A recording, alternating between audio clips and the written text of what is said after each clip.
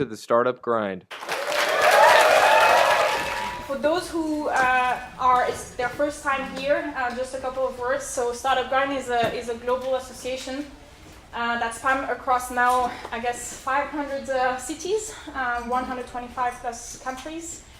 What do we do? It came out of Silicon Valley with kind of a very standard format, a fireside chat where we shared the journey of an entrepreneur, an innovator, someone who has helped build great companies.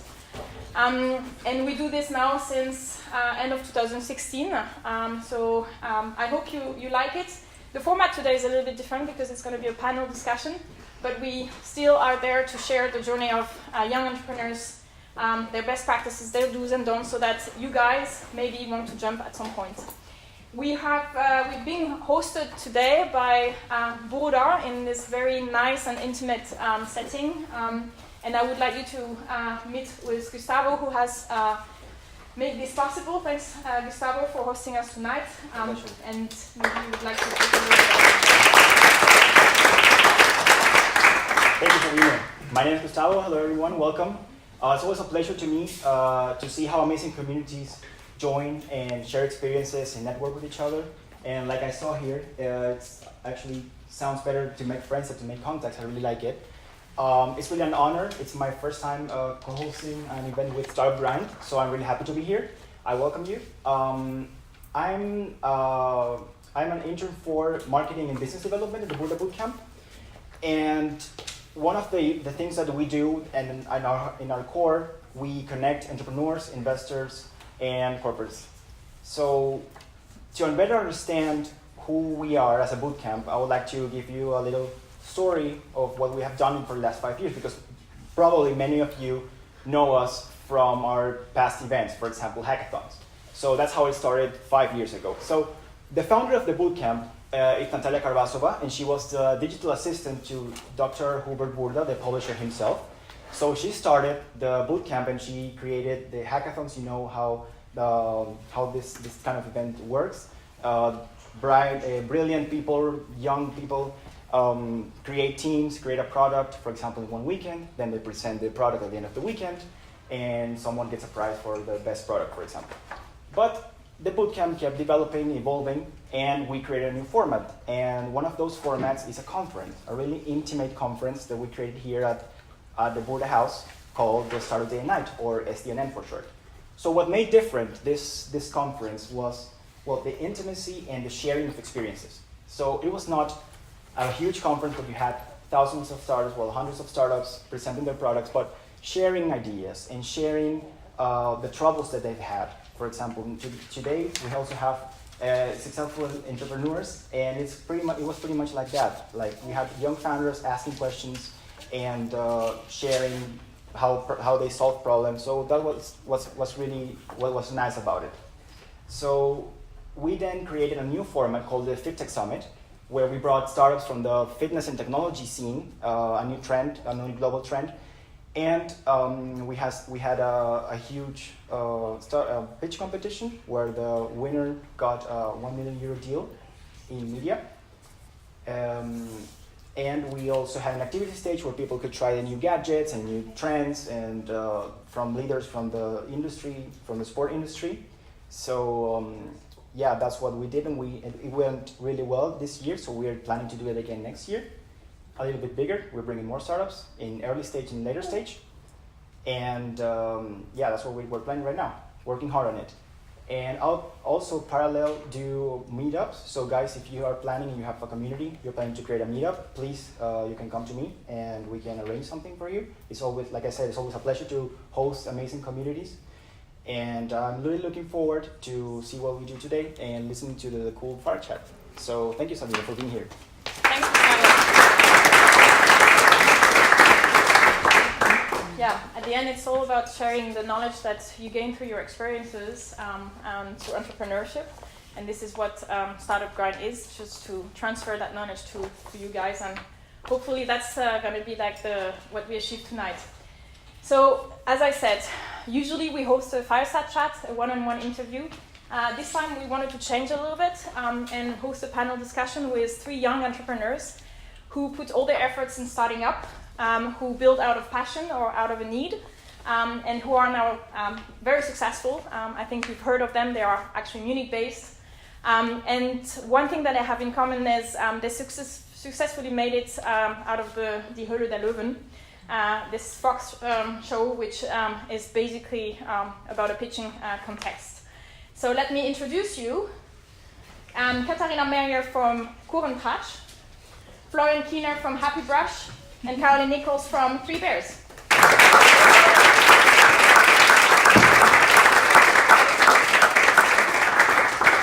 Just before we start, you can ask your questions whenever you want, guys.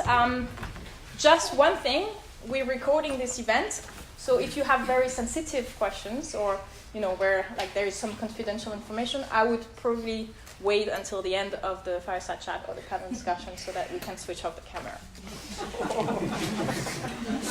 So cool, thanks for being here, guys. This is also my first panel discussion, so let's see how I do for this one. First of all, I got to know you through phone conversations and through all the press that is being published about your companies. When you started, was this coming from something personal? Were your parents, were your family also driven entrepreneurs, or did that come out of a passion, or did you find out a bit opportunistically that you wanted to become an entrepreneur? By the way, just 1 second. Can people hear us? Otherwise, we use the microphone. We can. Oh, good. So, who wants to start?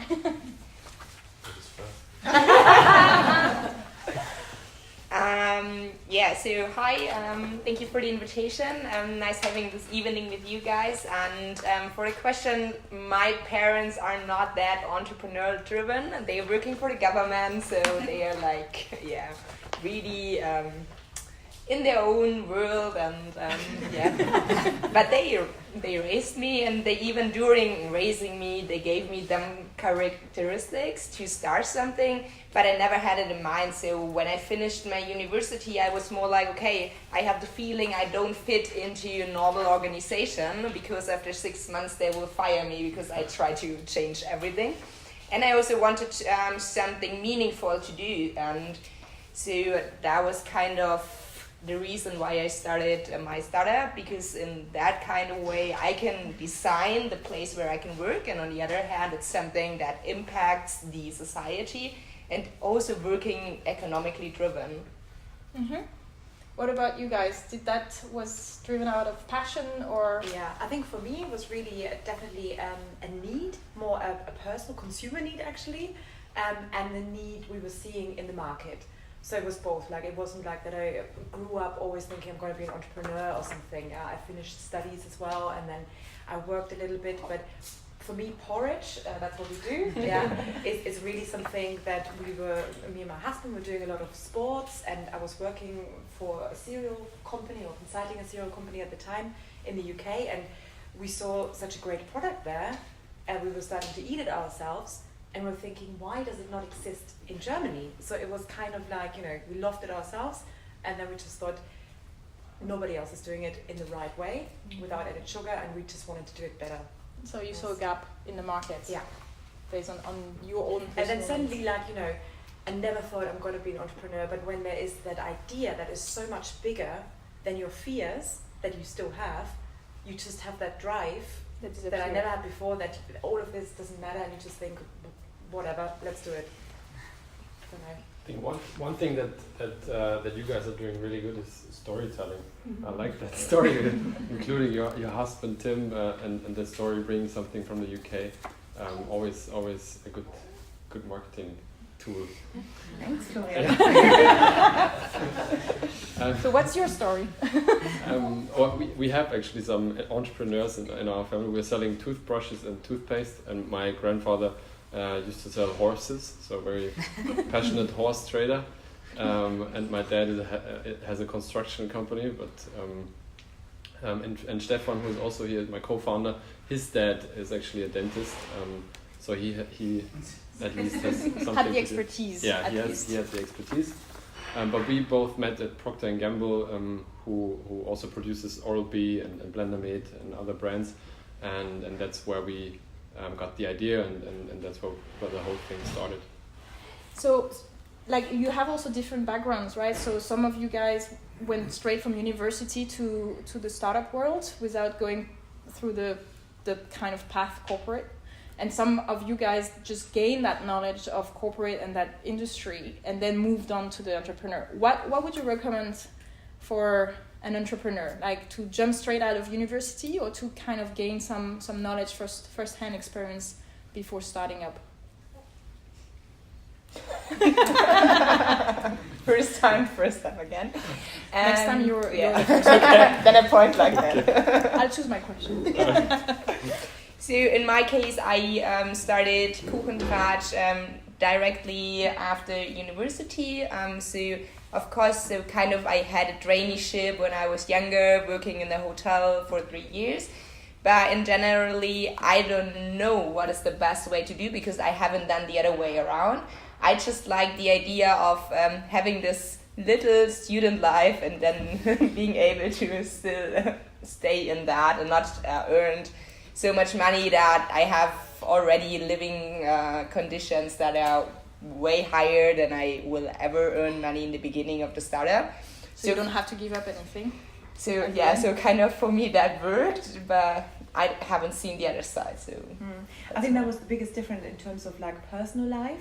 Definitely the change of like I was working for 5 years, Tim even almost double the time.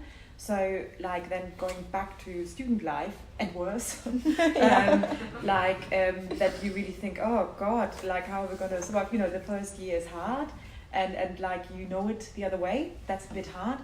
I think it's different for everybody a little bit. Like some people, I mean, I see it now in Munich. There's so many amazing schemes for entrepreneurship. In Passau, where we studied, it didn't exist at that time. Or at least I didn't take care.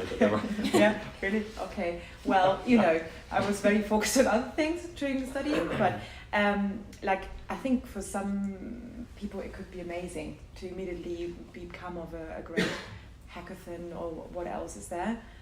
For me, it really worked. Having some work experience that I really draw on yet, still. And also on the network that you build up during your work experience a little bit.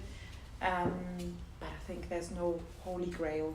I don't know. Yeah, I think depends. I have friends that already have kids and they're in their late 30s and are now starting a company. And if you look at our case, I think if we would have had the idea straight out of university, it would have been harder for us to get funding.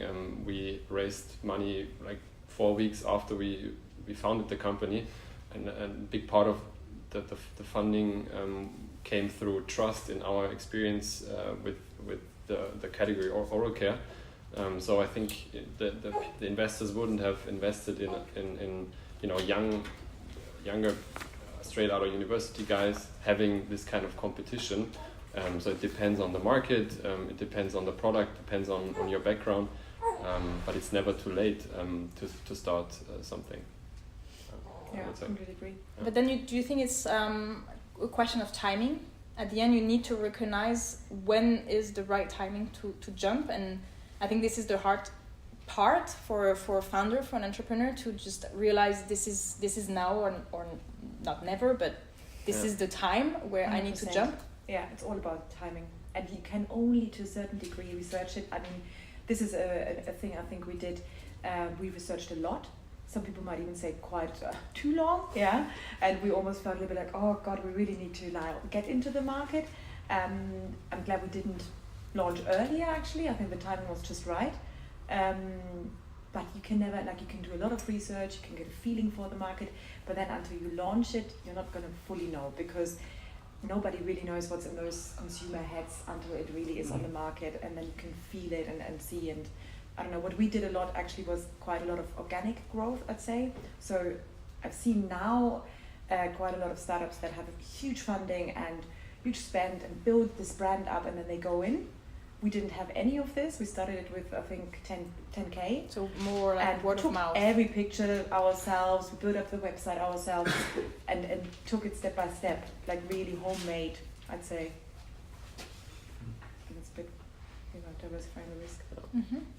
And what are these signs that you recognize where, like, where you think, okay, this is when I have to jump? I know it's kind of difficult when you're in the moment, like present, and you're like, okay, this is the time where I will jump into entrepreneurship. But like retroactively, when you look back, what were the conditions that made this like, okay, I'm gonna do it, no matter what?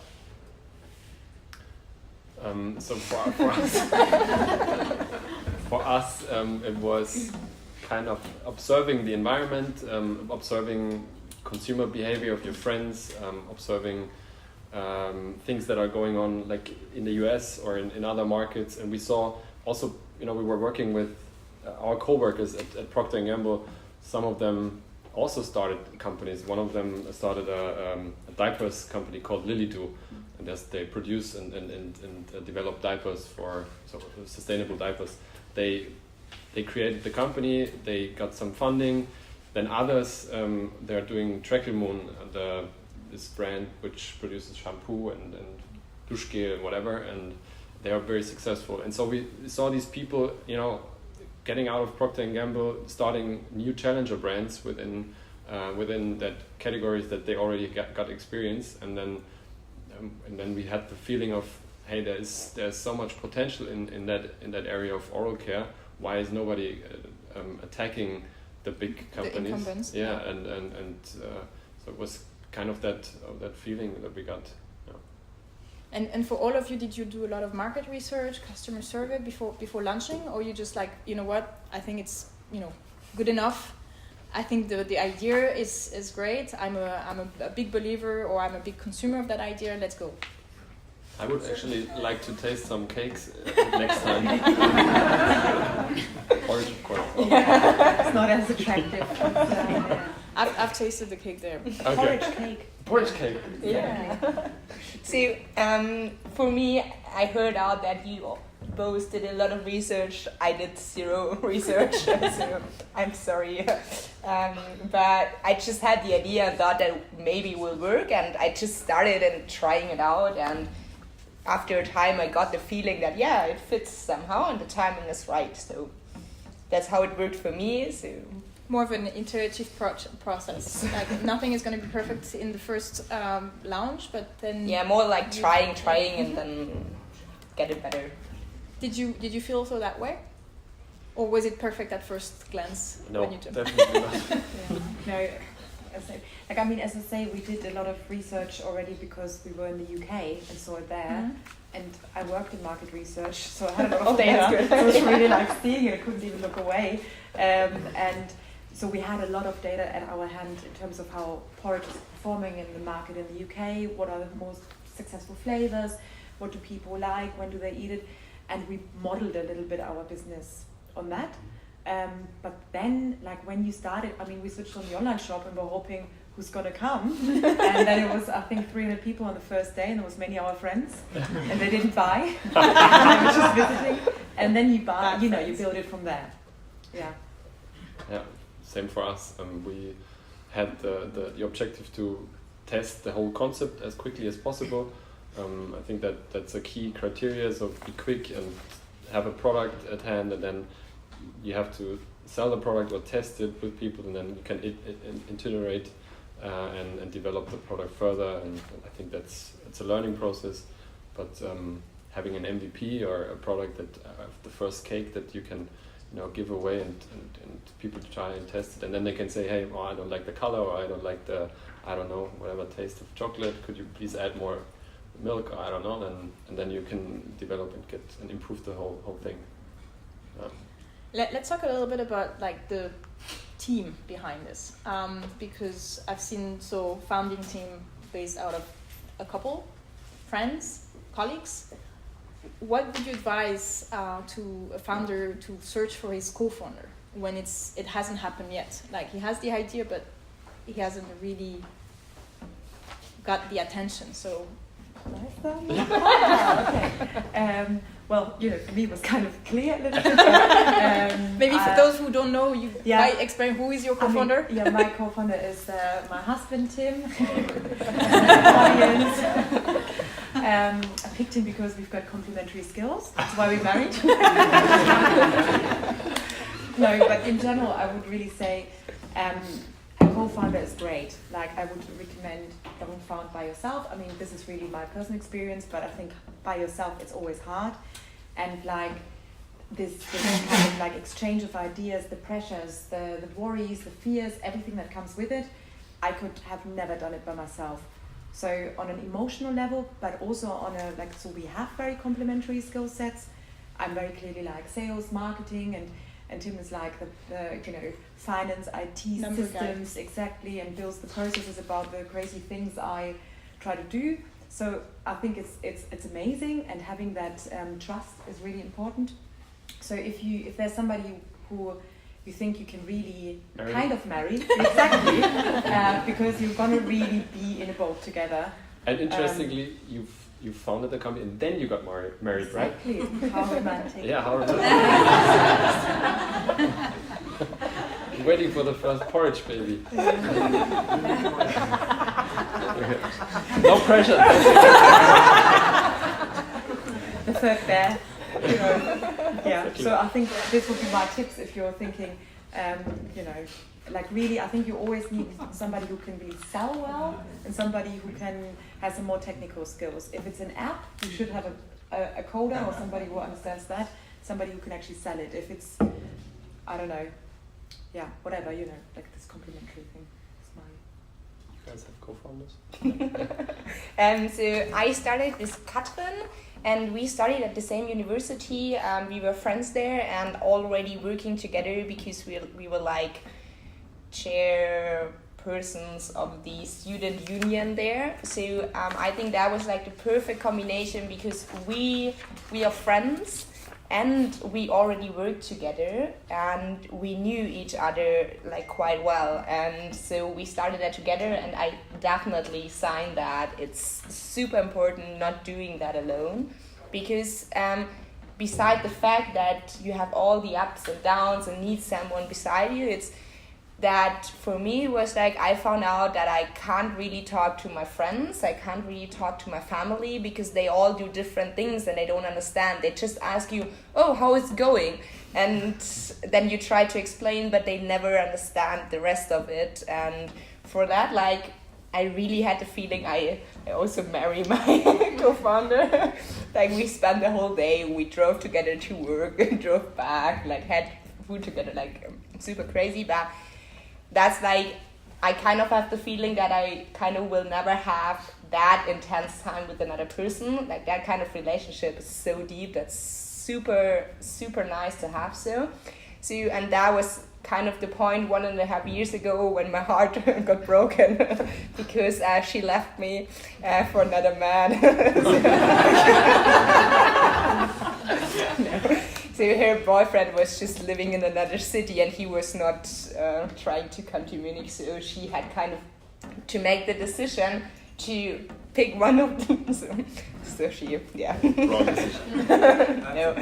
So I'm totally fine with that. And so right now I'm the only founder. But the first years it was really important to have one. Now in the moment I'm super fine. And we will see what comes next. But Cool. Meeting with your colleague? Yeah, my colleague Stefan, who's also in the audience. You can also wave your hand, Stefan. also your husband. Also my husband. Not yet. Not yet. Oh, he's in a happy relationship. We both are. But funny story. So 2 days ago, I was, together with my girlfriend, and we were both staring at our phones, like we all do. And then she saw I'm texting on WhatsApp. So she's like, so can I see who's your favorite person? And I was like, what do you mean favorite person? What's the number one contact in WhatsApp that you? And I was like, yeah, of course you are. And I said, watch. And then she took my phone. She started a new conversation, and the first 5 people that pop up. First person is of course Stefan. My phone. She was like, a little bit disappointed at that time. So we're both we spend a lot of time together. We share a lot of information. And yeah, I mean, I'm very thankful and I'm very glad that we created this company, and we're very complementary. He's very different, I would say, and and that's good. That's very good, to be honest. But I can only be grateful and thankful that we started this together. So let's talk a little bit about the first 100 days. So you took the decision, you want to jump. What comes first, right? I mean, this is a bit overwhelming. Like, do you start producing? Do you start getting the network? Do you start the marketing? Where does that actually start? And how do you start convincing people to join you in this journey? Investors to bring you money? What's the first thing that actually happens? It's a hard question. It's hard to think when you count the start. Yeah, because the start is it when you have the idea. That was for us a long process to develop the idea into a real concept. Because there was long debates over months. Should we produce ourselves? Can we find somebody who can make it? You have these basic questions that still come a little bit like how are we actually physically going to do it? And then, once we did that and we did our first batch of porridge, that was pretty exciting. I still remember this, February 2016. So there is a start date. February. Yeah, maybe that's the start date. December 2015, we walked to the Gewerbeamt and got our little shines. So that could be a start as well. And then, 1 month later you produce, and it's kind of exciting to see that. And you think, oh my God, this is so much porridge. Who's going to buy this? And when did you launch your e-commerce platform? When? Yeah. May 2016. Mm-hmm. Yeah. And we switched it pretty much on and nothing happened. But then, you think of strategies and how are we going to get more people on the website so, go to some trade shows. You just start thinking creatively, and we pivoted a lot. Like, at the beginning we thought delicatessen stores and cafes, and then maybe you have your first supermarket, and it goes step by step and you constantly learn. I think for us, it really was like this, I think. See, I can't really say there's one first step. Let me ask you a different question. Okay. Who was the first Oma that came to your? It was my own Oma. Oma. Okay. And is that the first cake that you sold? Yes. What was it? I don't know which one it was. You don't remember your first cake? Yeah, I don't know anymore. And how did you bring the network together of the Omas? So we started with my own, and she brought a friend, and then there was another one hearing from what we are doing, and then we really fast had a really big article at Süddeutsche Zeitung, and afterwards it was really easy because people just came by. So. Mm-hmm. And you, Florian? Yeah, as I said, we faded out of Procter & Gamble, and I was still with Zalando, so another company, and then we pretty much went to the notary, and we had no money left because I spent all my money on education, on MBA. And Stefan, I don't know what he did, but he claims that he has no money. And so we had to raise money. Basically, we had a PowerPoint deck and the idea, and from that moment on, when you really commit to doing that and to you're on that path, then you switch from going to work from 9 to 5 and then relaxing to a mode of 24/7 jumping, running, and trying everything, sending emails to everybody. You don't feel any shame. You just try everything that you raise the first euro and then sell the first product. It's looking back, it's a little bit embarrassing, but that's you're in that tunnel, and otherwise you would not be successful, I guess. So I think also speed is of the essence. So you just, even if the product is not perfect, kind of start launching. What were the biggest challenges at the very beginning that you each encounter? Was it money? Was it production? Was it scaling? Was it getting customers? Yeah, I think it's definitely awareness, of course. Telling people, why is your toothbrush better than anybody else's? And what you just said with the Süddeutsche article is actually interesting. We got into Galileo after I think 4 months. We launched in May, and then it was in October or something, and that was the first oh wow, there's a few more people on the website. Awesome. And then it spirals on a little bit. Then I think press is far more important and valuable, and that was something especially for B2C, right? Yeah, exactly. We had to learn that a little bit, that you you have to create stories and you have to create a network there, because we both lived in the UK and had no network in Germany.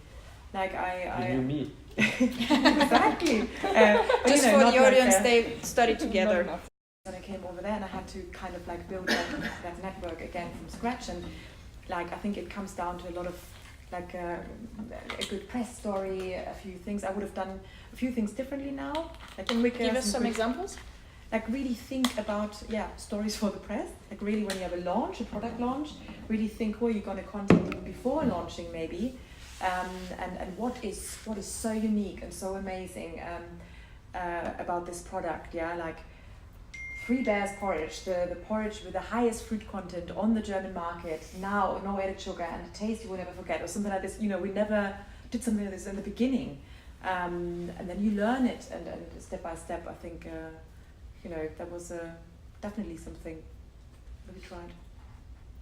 But I think it's also, you guys grew very organically, at least until Höhle Der Löwen, and I think that's, looking back, I think that's a good thing, that you're not exposed to too many people in the beginning, and then you have a constant and organic growth, because obviously you can't hire people like you scale your sales, and that's why I think that's a good thing. And that's wonderful, because you just asked what a challenge is. Like if you grow too quickly and you don't have investment, because we didn't have any investment until Höhle Der Löwen, and then we had a big DM order, and suddenly because we just really grew step by step, we always could you make money, you have a healthy margin, so you can invest in raw material again. But then suddenly when a bigger order comes and you have no other funding, you're like, how can we produce for this? So it gets like, these are also new kind of question marks. Working capital is exactly. Working capital. I always thought, if everything's healthy, but working capital is a thing you need as a startup. So think about your cash flow. Cash is king. Cash is king. See, cake is something really simple, and you can directly produce it and then directly sell it. So that was not the biggest challenge we had. The one thing is that it's not so easy to just produce cakes. So it was we had to find out how we get the license to be able to sell these cakes. And there was some time we needed to get in there. Then we had to do an theoretical and a practical exam to get the license, so on. And the rest is more that it is step by step. So you learn by doing things and then adding things. I guess you cannot just sell out of your kitchen. So you need the hygiene is the license that you're talking about. So to be able to no. That's a different thing, but you need to have a kitchen where you can produce it, but it's not so hard to find, so that was not kind of a challenge. It's more that you have a master degree in baking, I don't know how it's called in English, to get the license, because these are all saved areas from 1,000 years ago that they built it up, and it's still there, and you need to get in there. Okay. I'm actually curious how do you scale it then? Because you had these 20 grandmas or whatever, and they bake the cakes. Yeah. And because they can't all have this health. No, you just need one. You need one, and then you can scale it as the grandmas become more. But say if you are on Höhle Der Löwen, I can leave to do questions and answers. So there's this parade of grandmas. Yeah. How did you cope with the orders that came through Höhle Der Löwen? Did you just hire more grandmas, or yeah? So also that was kind of one thing, but on the other end we just limited our sortiment, how much products we have, and that really helped us to really produce. We just had 2 cakes online, so just producing these cakes. And how many did you sell it on? How many did you make that night? No, it's fine. Okay. So we sold in total 2,500 cakes of the small ones that we can send Germany-wide via post. And we had we were outbooked until end of November. We had contingents. And, awesome. And how do you actually scale the grandma networks? like, do you actually have a referral program? I mean, that could actually work, right? So until now, still we have like a long waiting list. We are one of the glad startups that has so much press coverage that I even don't look at articles and TV shows anymore because it's so much, and that's somehow a good way to get the grannies because everybody's watching that kind of. Maybe not even the granny, it's maybe their kids, maybe their grandkids, and they're saying, hey, I saw that, maybe you want to check that out, and that's how we get them. So how many employees do you have in total in each of your company now? So I have 50. 50 cakes. Wow, a lot of grannies. And they're full-time employed? No. They're freelance. They won't work full-time. They're working on a mini-job basis, so we Okay. have like a timetable and they can put in their names. We have shifts and they can decide if they want to come once a week or 3 times a week, so it's up to them. But how many baking? So it's a huge bakery, baking, and then they drop in, bake a cake, and they go. Yeah, we have 200 It's square a full meters. professional kitchen. You should watch the video. It's pretty cool. Yeah. And per shift, 5 to 6 grannies can work together, and then they change. How many employees do you have in your respective companies? So we've got 5 flavors of porridge. Of how many employees? Oh, everybody, sorry. I didn't hear everybody. It's just Tim. Tim and me in 5 flavors. No, we've got 12 permanent staff now, roughly, and then 5, 6 interns and part-term. So we're running towards 20, roughly now. Yeah. We have our head of HR here. He knows better than me, but we have only 15 around like you guys have. Yeah. So who was your first hire? Stefan, who was our first hire? It was a graphic design. Or okay, it was a finance. Finance? Yep. It was Okay. finance. We had a marketing intern called Marketing. Georgia. Georgia? Yeah, Georgia was a very unique name. And it's quite funny because I remember we were like in a small office and there was like 4 desks, and then it was kind of like, with a couple, the first employee. It must be really awkward. And then she was starting and we gave her pretty much, it was a week before Valentine's Day, and the first day task was like, can you just make nice porridge bowls with a Valentine's tree? and yeah, she did a great job. So that was our first employee. And for you was your Oma, but So we have 7 full-time employees in the office, and the first hire was Maxi, and she was chief of the operation in the bakery. okay, which prove a little bit about where you put the focus when you started. So operations, because you have a lot of shifts, I guess. Yeah, and like many people to organize. Yeah. Finance, you have like a pretty hardware, but you have a cost of production which is kind of pretty significant, I guess. And you were like focusing on the customers for marketing. Yeah. Let's talk a little bit about the Höhle Der Löwen, because that's what also you have in common on top of having been at the same university for you two. Why did you decide to do this show in the first place? Media coverage for us. Thank you for that. Yeah. For us, it's exposure or getting known. I think almost 3 million people watch the show, so you get free media coverage, which is nice. But there is a lot of noise around it as well. I mean, Exactly, you have a lot of startups presenting. So how do you actually, believe that you can successfully come out of this noise? Well, I mean, we've been talking to startups that went to the show before, and we were asking them, hey, how was the experience? What was the impact online? How was the impact on your sales? What did investors say, etc.? And then everybody was pretty positive about it. We were not there because of the investment, and that differs from startup to startup. But our main goal was just to get on that show and maybe get an investor. But we already had investors on board, which we had a very comfortable situation back then. So we were there because of the people that see it, watch it on TV. And your investors were okay to get diluted by a possible investment? Yeah, I mean, if you have if it would have been like a positive growth story for the equity, then yes.